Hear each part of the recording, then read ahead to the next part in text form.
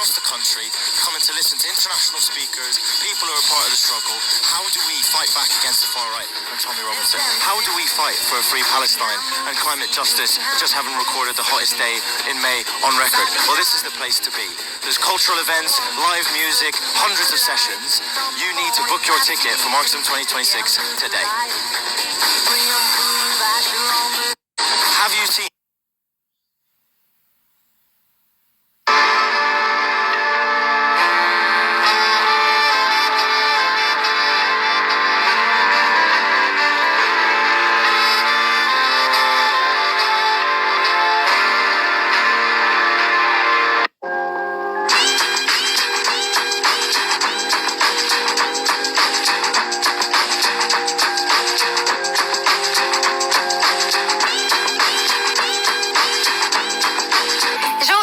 Full of men who look ridiculous, from clavicular to Andrew Tate, mogging, mewing and looks-maxing. What is going on with men at the moment? But in all seriousness, we're living in a time that's very dangerous for women and girls. You've got people like Jeffrey Epstein, Donald Trump, Nigel Farage, Tommy Robinson. These are men who take advantage of women. They exploit the question of violence against women and girls, and now they're trying to take away our right to abortion. The people who are looks-maxing are part of a much broader trend, the manosphere and the rise of misogyny online. But these people don't just exist in our phone screens. We know that sexism is baked into the system. If you're angry about the fact that there's a threat towards women and girls and that sexism is on the rise, you should come to Marxism Festival 2026, where we'll be debating the family, how predators are in power. We'll be talking about the question of the manosphere. So if you want to learn about those sorts of things and how we can challenge the sexist system, come to Marxism 2026.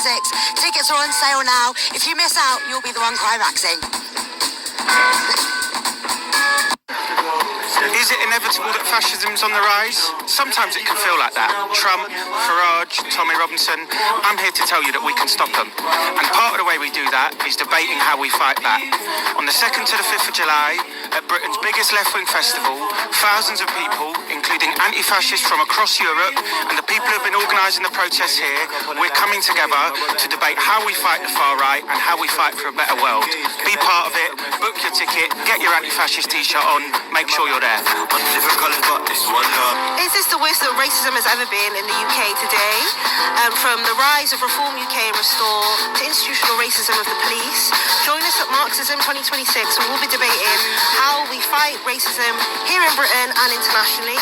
We'll be joined by speakers such as Gary Young and Shahada Zaidi, who will be talking about how we fight racism and push for a way forward on the left. Join us at Marxism. The timetable for Marxism 2026 is out. And it looks lit. There are over 100 different political meetings, panels, book launches, debates, music performances. If you're someone who wants to debate about how we can change the world, you need to be at Marxism Festival. Personally, I'm really looking forward to some returning faces like Ilan Pape discussing the crisis of Zionism, and some new faces like Natasha Walter, who's going to be launching her new book, Feminism for a World on Fire. I'm personally looking forward to the book launch of Revolution and Counter-Revolution in the Spanish Civil War by Hector Sierra, which is a new book which is coming out in the 90th anniversary of the Spanish Civil War. Get your tickets now, 2nd to the 5th of July in London. Be there. And we build an alternative political voice that unites independent groups all over the country, like my good friend Michael here, what Salman and Andrew are going to be talking about a bit later. We build that alliance of left-facing individual independent groups around the country who want peace, who want social justice, want an end to inequality, and are prepared to politically campaign for it in order not just to defeat the far right, but to show that community popular power can and will bring about real political change. Thank you. He never learns, does he? Never learns. I remember the police telling me that he was a part of a human rights organisation. Basically, he was a human rights organisation. So we gently persuaded them that it wasn't. How did we do that? Did we enslave them with long words and lies like they do? No, we came out in mass numbers and we smashed the EDL to pieces. We smashed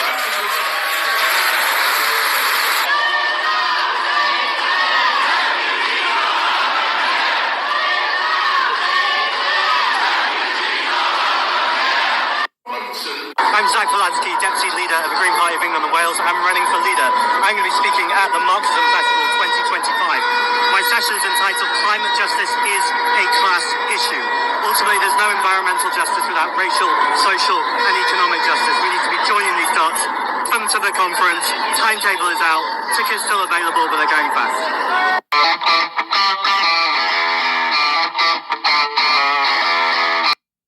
The nurse wins. The pensioner wins. The student wins. When Labour wins, the nurse wins. The pensioner wins. The student wins. The office worker wins. The engineers win. We all win. The politics we stand for is about giving people who don't have a lot of money and don't have friends in high places the chance to take control of their own lives. I want to put government on your side, to put power and wealth into your hands, because I believe government should work for you. And together we can go beyond defending the gains made by previous generations, but we have to take it further. And it's time we started to build a country fit for the next generation.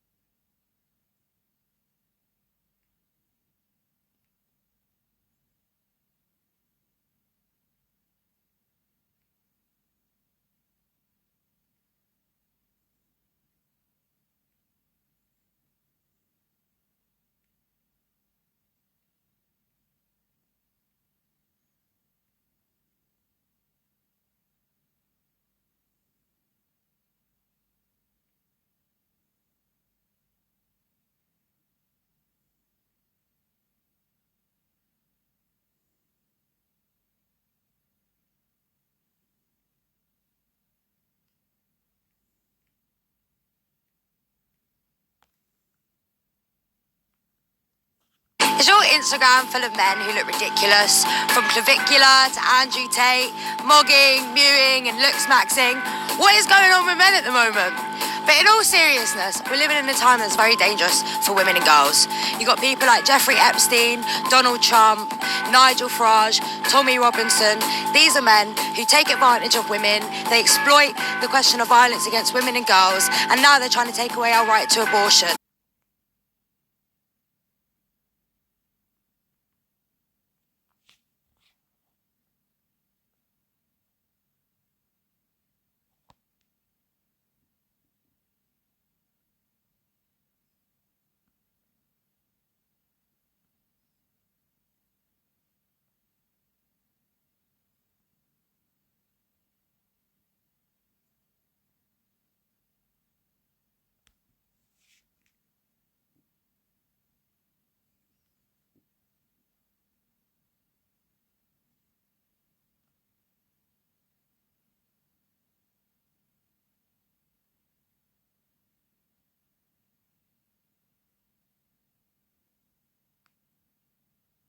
Has been an MP, I think, for 8 years. Her party have been in government for 7.5 of those 8 years. She was the Children's Minister. She was the Women's and Equalities Minister. I can't remember her, I can't recall her once raising this issue in the House, once calling for a national inquiry. It's only in recent days she's jumped on the bandwagon. Now, Mr. Speaker, in fairness, if I'm wrong about that, and she has raised it, then I invite her to say that now, and I will happily withdraw the remark that she hasn't raised it in this House in the 8 years that she's been here until today. Mr. Speaker, the Prime Minister is being very specific because I have raised this issue. I've raised it in speeches, I've raised it publicly. He knows that as a minister, I would not have been speaking on this specific issue. I was not a Home Office minister, but Mr. Speaker, I will remind him about other victims who came to me who I did help. The victims of the Tavistock scandal who came to me as a minister. I didn't send them away like his safeguarding minister. I made sure, as his Labour Party were calling me transphobic, that we launched the CAS review, which even his health secretary has accepted. So we do right by victims, Mr. Speaker. Does the Prime Minister have full confidence in Peter Mandelson? Mr. Speaker, let me start by saying the victims of Epstein are the forefront of our minds. He was a despicable criminal who committed the most heinous crimes and destroyed the lives of so many women and girls. The Ambassador has repeatedly expressed his deep regret for his association with him. He's right to do so. I have confidence in him, and he's playing an important role in the UK-US relationship. This is interesting, Mr. Speaker. He says the Ambassador has expressed full regret, but the victims of the paedophile Jeffrey Epstein have called for Lord Mandelson to be sacked. And just so the House is aware, in 2019, Jeffrey Epstein was convicted of child prostitution and sex trafficking that took place between 2002 and 2005. That is the precise period which Lord Mandelson called Jeffrey Epstein his best pal. Absolutely. Was the Prime Minister aware of this intimate relationship when he appointed Lord Mandelson to be our ambassador in Washington? Mr. Speaker, as she and the House would expect, full due process was followed during this appointment, as it is with all ambassadors. The Ambassador has repeatedly expressed his deep regret. He is right to do so. He's now playing an important part in the US-UK relationship. Mr. Speaker, I asked the Prime Minister if he knew. The fact that he didn't answer indicates that he probably did know. I wasn't asking a question about process, I was asking a question about his judgment. The Daily Telegraph reports today that while Lord Mandelson was Business Secretary, he brokered a deal with Jeffrey Epstein while he was Business Secretary, and that this occurred after Epstein had been convicted of child sex offences. Given this new information, does the Prime Minister really think it is tenable for our ambassador to remain in post? Mr. Speaker, the relationship between the US and the UK is one of our foremost relationships, and I have confidence in the ambassador in the role that he is doing. Mr. Speaker, I think it is embarrassing that the Prime Minister is still saying that he has confidence in a man who was brokering deals with convicted child sex offenders while sitting in government. That is a disgrace. This government has repeatedly refused to declare Lord Mandelson's full interests. And as part of the appointment, there will have been extensive government vetting, including details and timings of Peter Mandelson's dealings with Jeffrey Epstein. So will the Prime Minister publish all these documents, including those about his interests? Well, Mr. Speaker, as I say, full due process was gone through in relation to this appointment, as would be expected. As for the publication of documents, as she well knows, that's subject to a procedure which includes an independent element. It's subject to the usual procedure. The Prime Minister cannot answer any questions. That is not the behaviour of someone who has full confidence. The ambassador should be in the White House talking about how we respond to an incursion into NATO airspace. Instead, he is giving interviews about himself to The Sun. This is a man who already had to be removed from cabinet twice, and now we learned that he was brokering billion-pound deals with Jeffrey Epstein while business secretary. I didn't get a proper answer. He's talking about process. This is not about process. This is about judgment. Just last week, I told him that he should sack his deputy prime minister. They all cheered and congratulated themselves. She was gone 2 days later. His phase 2 is broken, and he's got a totally new front bench. So I will ask him again, will he make sure that these documents are published, and will he actually instruct Peter Mandelson to publish all his correspondence with Jeffrey Epstein? She says the ambassador should be in the White House discussing NATO. He is, as we all are, with a number of international calls this morning and on Ukraine, as well as the attack in Doha yesterday. Mr. Speaker, I see she's finally catching up with the questions that she should have asked last week about the Deputy Prime Minister. In the meantime, Mr. Speaker, we have been opened up a new schools-based nursery. On Monday, we had the Defence Industrial Strategy. On Tuesday, we published NHS league tables to push up standards. We reopened Doncaster and Sheffield Airport yesterday. And today, we've set out how we're repairing the concrete in our hospitals. No, it was on Google. If the Conservative Research Department could find this information out, why couldn't number 10? On the 10th of September, when we knew this, I asked him at that dispatch box, he gave Mandelson his full confidence at that dispatch box, not once, but twice. He only sacked him after pressure from us. I am asking the Prime Minister something very specific, not about the generalities of the full extent. Can the Prime Minister tell us, did the official security vetting he received mention Mandelson's ongoing relationship with the paedophile Jeffrey Epstein? So clear. Prime Minister. Yes, it did. As a result, various questions were put to him.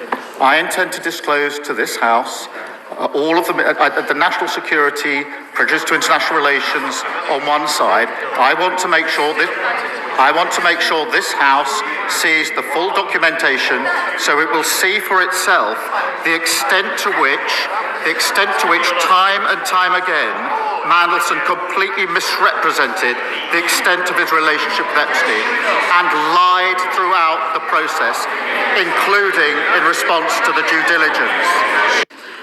But you don't... People, they won't leave. What is threatening about divesting and want a piece? The problem isn't the protest, it's what they're protesting. It goes against what our country is funding. Block the barricade until Palestine is free. Block the barricade until Palestine is free. When I was 7, I learned a lesson from Cuban Eazy-E. What was it again? Oh yeah, fuck the police. Actors and badges protecting property in a system that was designed by white supremacy. But the people are in the streets, you could pay off.